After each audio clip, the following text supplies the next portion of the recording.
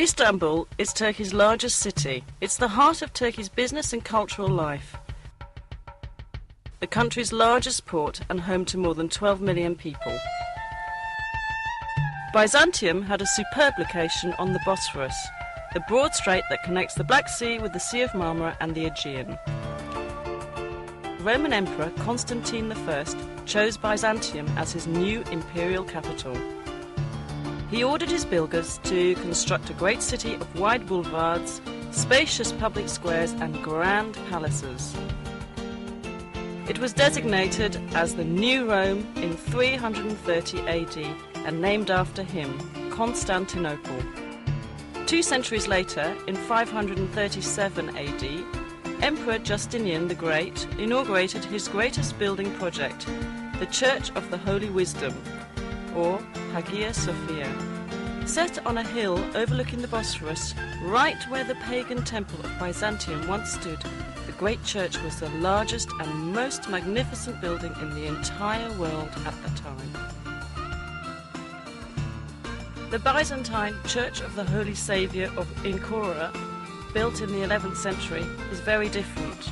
A small, beautifully decorated church that was built as the centre of a monastic complex. Located near the city's massive land walls, it boasts the finest Byzantine mosaics in the entire region. The frescoes in the Paracelsian chapel were the product of a new Byzantine art movement, which paralleled the Italian Renaissance. The church is now a museum. Near Hagia Sophia was the city's hippodrome, a place for public games, tournaments, chariot races and special events. Along its spina, or central dividing line, are the great relics of the past. An Egyptian granite obelisk brought by ship from the Nile. A bronze serpentine column, once topped by 3 serpent heads. The column of Constantine, which in Byzantine times was covered in plates of gleaming bronze. The armies of Sultan Mehmet II conquered the imperial city in 1453, putting an end to the Byzantine Empire.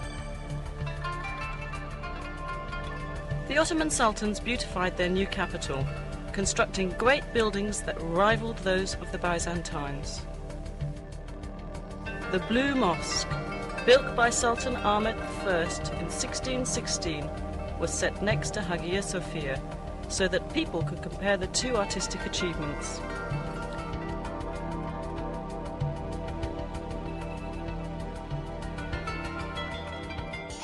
The Sultan endowed his great imperial mosque with many other buildings to serve the people. Fountains, a health clinic, a soup kitchen for the poor, a Turkish bath, a theological seminary, living quarters, shops and storehouses. Topkapi Palace, known as the Seraglio to Europeans, was the home of the imperial family and the centre of the empire's government. Constructed between 1465 and 1478, it was expanded and modified dozens of times over the next 4 centuries. It is a beautiful, livable place of gardens, pavilions and sumptuous royal chambers. Many of them are decorated with priceless Turkish tiles. The most popular section of Topkapi is the Imperial Harem, legendary for its luxury, romance and intrigue. Mozart wrote his famous opera, The Abduction from the Seraglio, about it, and many other artists have let their imaginations fly with visions of what went on there. Located on major trade routes, Istanbul has always been an important commercial city. The Grand Bazaar, with its 4,000 shops, is among the world's most fascinating markets. It's truly a small city in itself.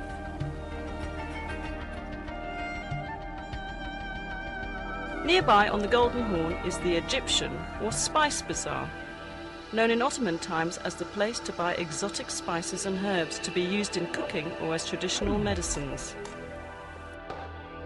Crowning a hill overlooking the city is the Süleymaniye, or Mosque of Sultan Süleyman the Magnificent, the largest of Turkey's imperial mosques. Built for the empire's greatest sultan, it is the masterwork of Mimar Sinan, Turkey's greatest architect. The region around Istanbul is filled with fascinating places to visit on day trips. Take a fast ferry boat voyage south across the Sea of Marmara to visit Iznik, known in ancient times as Nicaea. Iznik is known today for its agriculture, but it has a deep romantic history.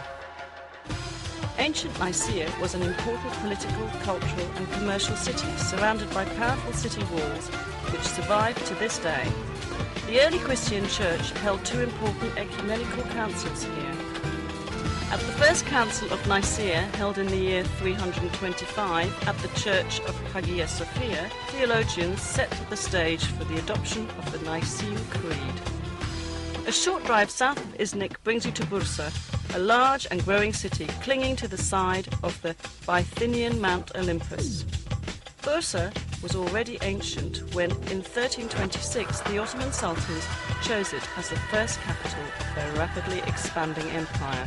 They beautified their new capital with fine public buildings, including the Ulu Cami, or Great Mosque. Dating from 1396, it is the oldest Ottoman mosque still standing. A quarter century later, the Green Mosque was built. Its style is different from that of the Arab-influenced Ulu Cami. The Green Mosque and neighbouring buildings, a royal tomb, a theological seminary and a soup kitchen for the poor, give us a glimpse of what Ottoman architecture would achieve during the coming centuries. Since ancient times, Bursa has been at the centre of Anatolia's silk trade. Much of the trading takes place in the historic Kozahan. The ultrafine silk thread is dyed and woven into brightly coloured Bursa scarves, shawls, blouses and other garments. Perhaps the most beautiful products of all are the fine Turkish carpets woven of pure silk or a blend of silk and wool. West of Bursa's city centre is the suburb of Çekirge, famous for its hot mineral springs. The Romans enjoyed these baths, as did the Ottomans, who restored and improved the facilities. And in a few hours you'll arrive at the Dardanelles, the historic strait which connects the Aegean and Mediterranean seas with the Black and Marmara seas. During World War I, Winston Churchill sent a huge Allied fleet to force its way through the Dardanelles in order to capture Istanbul and reopen the sea lanes to Russia. Stout Turkish resistance halted the fleet and the invading army, but the cost in casualties was horrendous for both sides. The Allies suffered more than 250,000 casualties and the Ottomans an equal number. Overlooking the southern mouth of the Dardanelles stands ancient Troy. There has been a settlement here since the Bronze Age. The poet Homer tells us the Achaean Greeks attacked the Trojans more than 3,000 years ago because beautiful Helen had been abducted by a Trojan prince. Modern historians believe the 10-year war was probably fought over control of the Dardanelles. Whatever the cause, the Trojans lost.